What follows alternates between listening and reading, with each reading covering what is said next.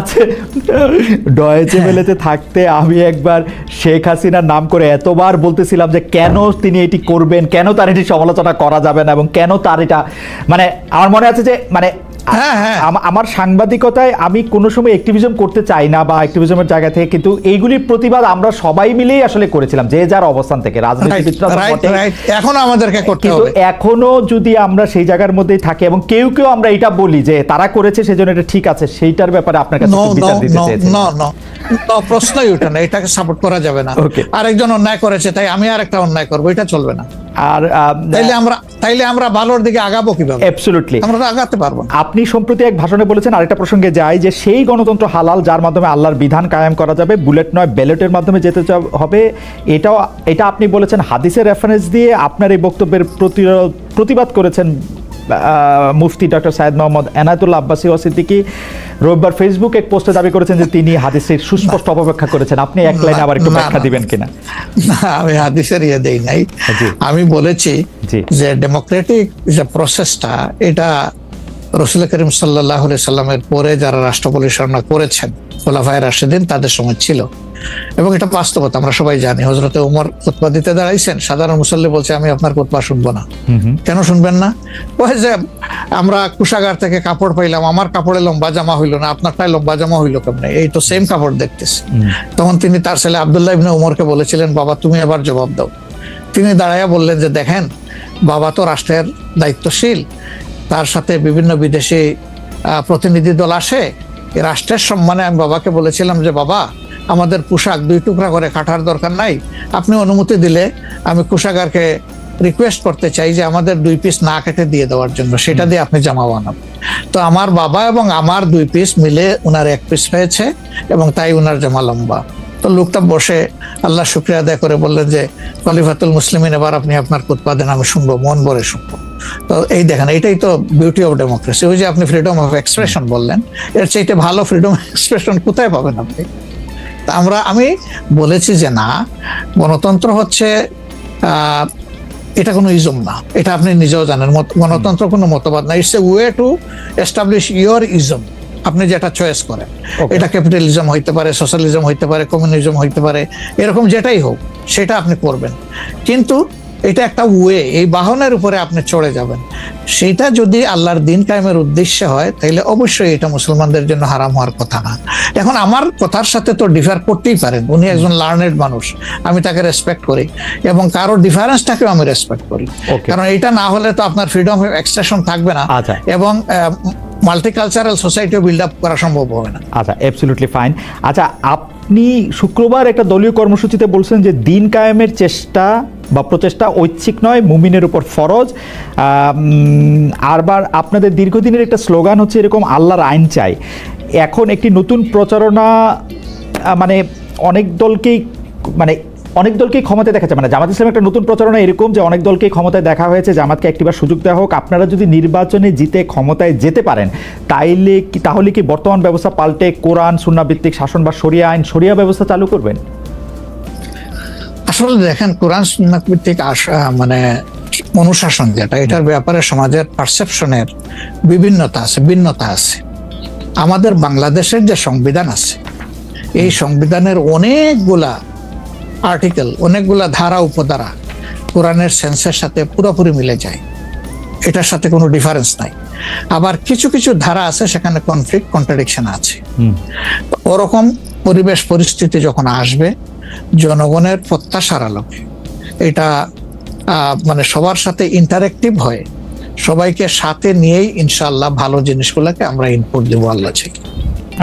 তবে এটাও মনে রাখার বিষয় যে কোরআনী শাসন হঠাৎ করে আল্লাহ তাআলা এস্টাবলিশের হুকুম দেন নাই, ইট ওয়াজ এ গ্র্যাজুয়াল প্রসেস। ফর এক্সাম্পল মাদক কিন্তু দুনিয়ার কেউ কিন্তু এটাকে অ্যাপ্রুভাল দেয় না, বাট এটার প্র্যাকটিস সব জায়গায় আছে, এটা বাস্তবতা। তো সেই মদ যখন হারাম ঘোষণা করা হয়, নিষিদ্ধ করা হয়, তখন কিন্তু 3 পর্যায়ে গিয়ে চূড়ান্তভাবে এটা নিষিদ্ধ করা হয়েছিল। তো এটা গ্র্যাজুয়াল একটা প্রসেস। আপনি একটা ক্রাইম থেকে, দীর্ঘদিনের প্র্যাকটিস থেকে মানুষকে সরাবেন, আল্লাহ তাআলার সেই বিধানকে অনুসরণ করেই আমরা আগাবো ইনশাআল্লাহ। 5 আগস্টের পর থেকে বিএনপির পক্ষ থেকে যেহেতু জাতীয় নির্বাচনের দাবি জানানো হয়েছিল, এটা নিয়ে অনেক তাদেরকে রঙ্গব্যঙ্গ করা হয়েছে। জামায়াতে ইসলামী মাঝামাঝি থেকে ফেব্রুয়ারি ইলেকশনের কথাও বলেছে, রোজার পরেও ইলেকশনের কথা বলেছে, রোজার আগেও ইলেকশনের কথা বলেছে, কিন্তু আমরা দেখতে পাচ্ছি জামায়াতে ইসলামী 300 আসনে প্রার্থী ঘোষণা করে ফেলেছে। আপনারা যদি পরে কোনো রাজনৈতিক জোট করেন বা পরে যদি কোনো ধরনের রাজনৈতিক সমঝোতার মাধ্যমে জাতীয় সরকারের একটা আবহ তৈরি হয়, তাহলে কি হবে? আপনারা এখনই জোট ঘোষণা করে ফেলেছেন, সেটা কেমন হলো? আলহামদুলিল্লাহ, এটা আমাদের সাথে যাদের ইন্টারেকশন আছে তারা সবাই জানেন। আমরা বলেছি যে এটা আমাদের অফিসিয়াল ঘোষণা না, এটা হলো প্রাথমিক সিলেকশন, এবং সমস্ত আমাদের নমিনি যারা হবেন তাদেরকে সেম মেসেজ দেওয়া হয়েছে যে জাতীয় বৃহত্তর স্বার্থে যে কোনো সময় যে কোনো পরিবর্তন যে কোনো আসনে আসতে পারে। আমাদের সংগঠন এটার জন্য পূর্ণ প্রস্তুত। প্রয়োজনে আমার থেকেই পরীক্ষা শুরু হবে, কোনো অসুবিধা নেই। আপনার কাছে ছোট একটি পরীক্ষা, সেটি আপনার পরীক্ষা না, আপনার কাছে একটি ছোট পরীক্ষা। আপনি কুষ্টিয়া 3 সদর আসনে জামাত ইসলামের এমপি প্রার্থী হিসেবে ঘোষণা করা হয়েছে জনপ্রিয় ইসলামী বক্তা জনাব আমির হামজাকে, কিন্তু এদিকে আবার জামাতি ইসলামীর শুরা সদস্য জনাব ফরাদ হোসেন রয়েছেন, তার নামও জোরে সোরে শোনা যাচ্ছে। অনেকেই বলছেন যে তৃণমূল জামায়াত আসলে পছন্দ করে নাই হঠাৎ করে এরকম একজনকে মনোনয়ন দেওয়া। এই বিষয়টাকে আসলে আপনি কিভাবে দেখেন? শুধু জনপ্রিয় না, নট দ্যাট। আমরা যখন কোনো জায়গায় নমিনি সিলেকশন করি তখন দুইটা জিনিস আমরা বিবেচনায় নেই। একটা হলো যে এই নমিনির ব্যাপারে স্থানীয় সংগঠনের যারা নেতাকর্মী আছেন তাদের দৃষ্টিভঙ্গি কি, 2 নম্বর হচ্ছে জনগণের দৃষ্টিভঙ্গি কি। এই দুইটা বিষয়কে আমরা বিবেচনায় নিয়েই প্রার্থী সিলেকশন করি। এবং এটা যেগুলা শুনতেছেন, অনেক সময় আমাদেরকে অতি ভালোবাসেন যারা, ওই যে আপনি একবার আমাকে জিজ্ঞেস করলেন যে আপনাদের ব্যাপারে এত বিরোধিতা করে কেন, আমি বলছিলাম যে তারা অত ভালোবাসে তো অনেক বেশি, এই জন্য আমাদেরকে নিয়ে কসলাইতে হবে। জনাব আমির হামজার বিরুদ্ধে যে দুটি বক্তব্য বেশি সামনে আসছে, তিনি একবার বলেছিলেন যে তার 14 গোষ্ঠী সবাই আওয়ামী লীগ করেন। 2 নম্বর হচ্ছে যে এই জুন মাসেও জনাব আমির হামজা নিজ এলাকায় মোটরসাইকেল শোডাউন করেছেন, যেই শোডাউনের রাজনীতি অ্যাপারেন্টলি আপনারা উৎসাহ দেন না, কিন্তু তাকে এটি করতে দেখা যাচ্ছে। হ্যাঁ, আমরা তার দৃষ্টি আকর্ষণ করেছি। ওকে, আমরা এই ব্যাপারে দৃষ্টি আকর্ষণ করেছি যে পাবলিক ইনকনভিনিয়েন্স হয় এমন কোনো কাজ আমরা করব না, যত দূর সম্ভব এটা আমরা অ্যাভয়েড করে চলবো। এটা আচ্ছা, আমরা আরেকটা প্রসঙ্গে আসি যে লন্ডনে ডক্টর মোহাম্মদ ইউনূস এবং জনাব তারেক রহমানের বৈঠকের পর যৌথ বিবৃতির প্রসঙ্গে জামায়াতে ইসলামী একটা শক্ত অবস্থান নিয়েছে। তারা বলেছে যে বৈঠককে তারা স্বাগত জানিয়েছেন, কিন্তু যৌথ বিবৃতিটা তারা পছন্দ করেন নাই। এই কারণে জাতীয় ঐক্যমত্য কমিশনে তাদের অংশগ্রহণও তারা একদিনের জন্য বয়কট করেছেন, মানে আপনারা বয়কট করেছেন। পরে আবার ডক্টর মোহাম্মদ ইউনূস আপনাকে ফোন করেন এবং সেই টেলিফোনের পরে আপনি ডক্টর মোহাম্মদ ইউনূস টেলিফোনে কি বলেছিলেন আপনাকে, সেটাকে আমাদের একটু বলা যাবে? না, উনি আসলে সেখানকার পরিবেশটাই তুলে ধরেছেন সামগ্রিকভাবে যে কেন উনি এটা করতে গেলেন। আমাদের কনসার্নের জায়গা ছিল যে তিনি নির্বাচনের একটা টাইমলাইন, ডেট না একটা টাইমলাইন ঘোষণা করেছিলেন যে এইটা 1st of April কোনো একটা সময়ে নির্বাচন অনুষ্ঠিত হবে এবং নির্বাচন কমিশন সেই ব্যাপারে তারিখ নির্ধারণ করে তারা শিডিউল দেবে। এটা কিন্তু সবগুলা দলের সাথে সিরিজ অফ টকের পরে উনি সরাসরি আলোচনার পরে এটা করেছিলেন। এরপরে তিনি লন্ডনে গিয়েছেন। তারেক রহমান সাহেব যেহেতু দেশে নেই এবং তিনি কার্যত বিএনপির এখন হইলেন নির্বাহী প্রধান, ভারপ্রাপ্ত চেয়ারম্যান, তো তার সাথে একটা বৈঠক হওয়াই উচিত, হইতেই পারে, এটা তো ভালো, এটা খারাপ কি? রাজনীতিতে ডায়ালগই তো উত্তম সমাধান। এবং বিএনপির কিছু কনসার্ন ছিল, তার সাথে আলোচনার মাধ্যমে সেটা যদি দূর হয় এটা তো ভালো, জাতীয় জীবনের জন্য ভালো, জাতীয় রাজনীতির জন্য ভালো। কিন্তু যেটা সকল দলের সাথে আলোচনা করে তিনি একটা টাইমলাইন দিলেন, শুধুমাত্র একটা দলের সাথে আলোচনা করে সেটা থেকে এইভাবে তার প্রকাশ্যে ঘোষণা দেওয়া, যদিও তিনি ডেফিনেটলি বলেন নাই যে রমজানের আগেই হবে, তিনি বলেছেন যদি এই জিনিস ফুলফিল করা যায় তাইলে সেটা আগেও চিন্তা করা যেতে পারে, কিন্তু সেটা ভালো হতো। আমাদের বক্তব্য হচ্ছে ভালো হতো দেশে এসে তিনি তাকে বলতেন যে আমি সম্মানের সাথে আপনার কথা শুনলাম, আমি মনে করি আপনার কথাগুলো লজিক্যাল, আমি দেশে গিয়ে আবার দলগুলোর সাথে একটু আলাপ করবো, করে এটাকে কিভাবে শেপ দেওয়া যায় আমি চিন্তা করবো, আপনি আমার উপর আস্থা রাখতে পারেন। That was good. কিন্তু এটা না করে সেখানে এটা ঘোষণা দেওয়াটাকে আমরা সঠিক মনে করি নাই। আমরা মনে করি যে ক্ষমতার ভারসাম্য একদিকে হেলে গিয়েছে এবং জাতি একটা রং মেসেজ পেয়েছে।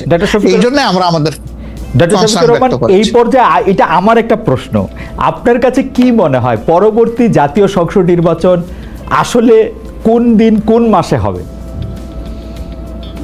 আমি ঠিক এটা জানি না, তবে আমি মনে করি যে এটা এপ্রিল পাড়ি দেবে না কোনো অবস্থায়।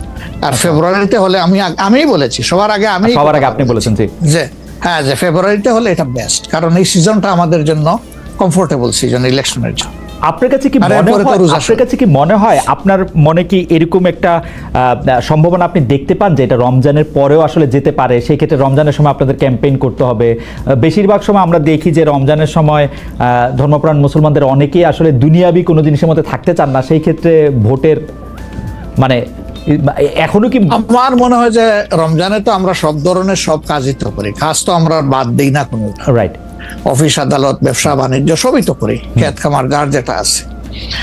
রমজান আমাদের জন্য কোনো সমস্যা না, রমজান কারোর জন্যই সমস্যা হওয়া উচিত না। ওকে, কোনো দল বলেছেন যে রমজানে ক্যাম্পেইন করতে গেলে অনেক ইফতার মাহফিল হবে, সেখানে প্রচুর টাকা খরচ করতে হবে, আপনি করবেন না। আপনি ইফতার মাহফিলে মেহমান হিসাবে গিয়ে খেয়ে আসবেন, দোয়া করে দিয়ে আসবেন, অসুবিধা কি? করবেন সেইটা শিখাতে যেতেছেন আপনার নেতা। এমনকি ডক্টর ইউনূসের কি করা উচিত, কিভাবে রাষ্ট্র পরিচালনা করে সেই শিক্ষা আপনারা দিচ্ছেন। আপনাদের মতামত দেখে মনে হয়েছে যে মানে এভরিথিং আপনারা যেভাবে বলবেন সেভাবেই আসলে পরবর্তীতে সব রাষ্ট্রের সিদ্ধান্ত দিতে হবে।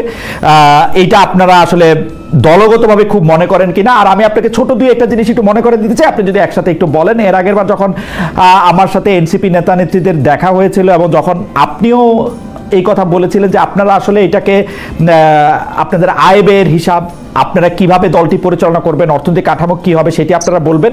আমি একটু ছোট করে যোগ করতে চাই, আপনি এটি দিয়েই শুরু করতে পারেন যে আপনারা কি দল থেকে কোনো বেতন নিচ্ছেন? ইয়ার হোল টাইমারদের মতো কমিউনিস্ট পার্টির হোল টাইমাররা যেমন বেতন নিতেন এখান থেকে, এনসিপি নাহিদ ইসলাম কি আহ্বায়ক হিসাবে কোনো বেতন পান? যদি না পান তাইলে এখন তার পেশাটা কি আসলে? আপনার কাছে একটু যেতে চাই। আচ্ছা, শুরু থেকেই শুরু করি, যেহেতু শুরুর প্রশ্নগুলো একটু ওই আগের আলোচনার সাথে প্রাসঙ্গিক ছিল। আসলে সাংবাদিক বা বিএনপি বা অন্য কাউকে শিখানোর মতো ওরকম আমার মনে হয় না এটা করছে। আমরা বিভিন্ন ঘটনার প্রেক্ষিতে হয়তো বক্তব্য রাখতে গিয়ে এটা বলছি। আপনি নিশ্চয়ই লক্ষ্য করে থাকবেন আমাদের প্রত্যেকটা সদস্যের বিরুদ্ধে, নেতার বিরুদ্ধে কিন্তু খুব সিস্টেমেটিক্যালি খুব মিথ্যাচার হচ্ছে এবং প্রত্যেকটারই কিন্তু জবাব দিতে হচ্ছে। কেউ কোথাও একটা কৈফিয়ত দিতে হচ্ছে, সেটা নিয়েও একটা বিতর্ক হচ্ছে। কারো বাবার বাসায় 1200 বস্তা চাল পাওয়া গেছে, সেটাও একটা মিথ্যা ইয়া হচ্ছে।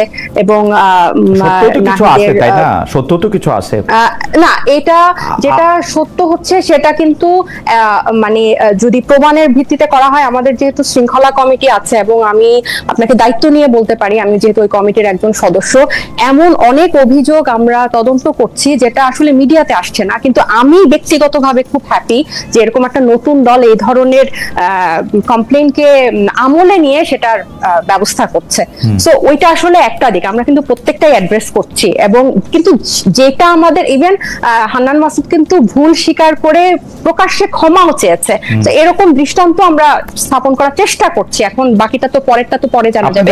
কিন্তু যেগুলো সত্য না সেটা মানে যেগুলো মিথ্যাচার, সেগুলো আমরা বলতে গিয়ে আরেকটা যেটা হয় যে আমি যদিও এখানে নতুন, মানে যেটা হয় যে একটা বক্তব্য দেওয়ার পর আগে পিছে এডিট করে যেটা দিয়ে টুইস্ট হবে, যেটা দিয়ে বিভাজন হবে, যেটা দিয়ে বিতর্ক হবে, অহেতুক মূল জায়গা থেকে ফোকাস থেকে সরে গিয়ে ওসব বিষয় দেখা যায় যে পেপার পত্রিকায় বা ফটো কার্ডে বা সোশ্যাল মিডিয়াতে আসছে। তো এইটাতে আমরা যেহেতু নতুন, আমাদেরকে ওগুলোতে এত বেশি এঙ্গেজ হতে হয়।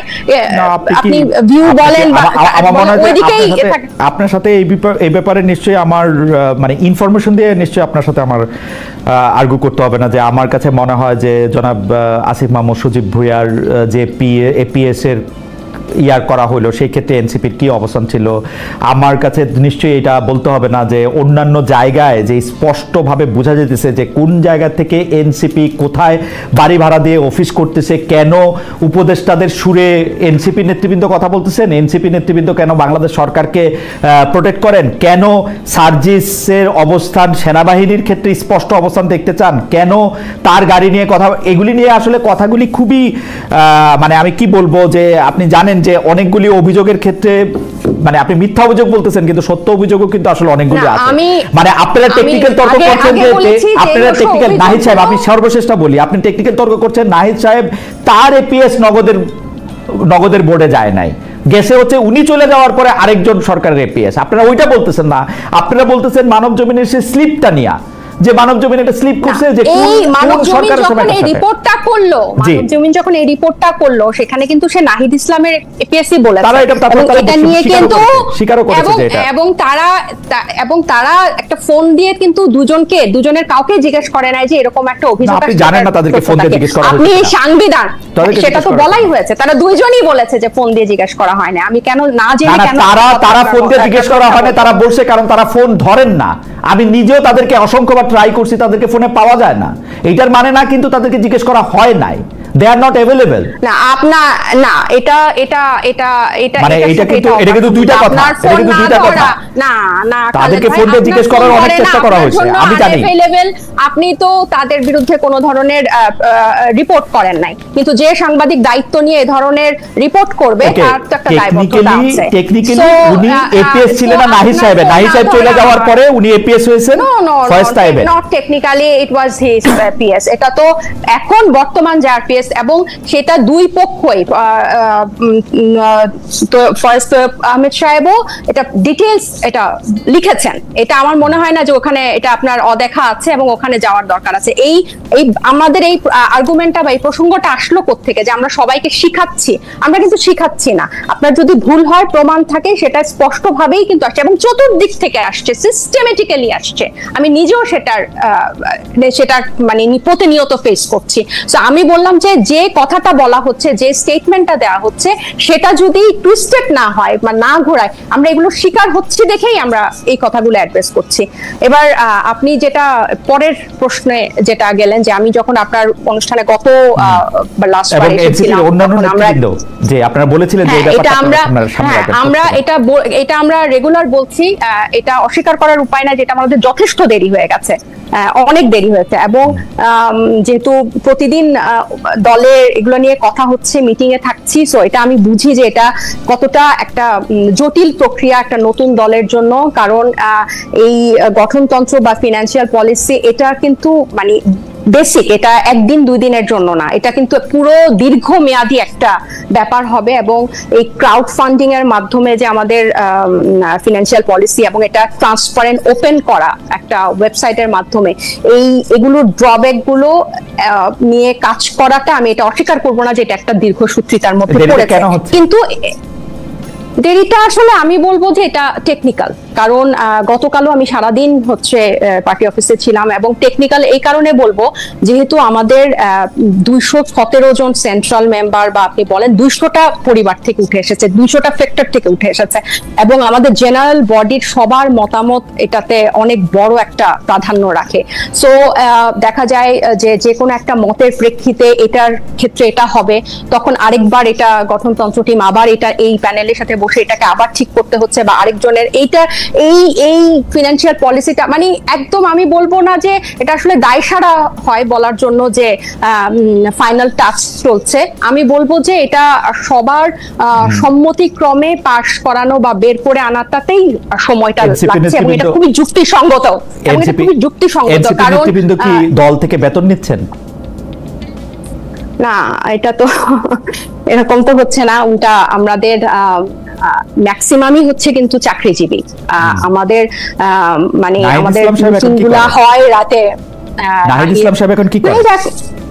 নাহিদ এখন একটা রাজনৈতিক দলের আহ্বায়ক, এবং সে সাংগঠনিক কাজেই ব্যস্ত। পেশা এটা আপনি ওনাকে জিজ্ঞেস করলেই আপনি মনে ওনার কোনো পারিবারিক ব্যবসা আছে কিনা আমার হচ্ছে এটা মানে আমার কাছে জিজ্ঞেস করাটা প্রয়োজন মনে হয় নাই। আপনাদের যদি জানতে মানে সে এখন সাংগঠনিক কাজে ব্যস্ত, তার একটা বড় দায়িত্বশীল পদে সে আছে, এবং পুরো একটা নতুন রাজনৈতিক দলকে করা, আমাদের নিবন্ধন আছে সামনে, গঠনতন্ত্র আছে, পাশাপাশি এই যে সংস্কার কমিশনের এই জিনিসগুলো চলছে, এগুলো আমরা তাকে দিচ্ছি না, আমরা দলকে তো দিচ্ছি। আমরা যেভাবে পাচ্ছি তাদেরকে কিন্তু দলকে দিচ্ছি। আপনারা ডাকেন, আমরা তো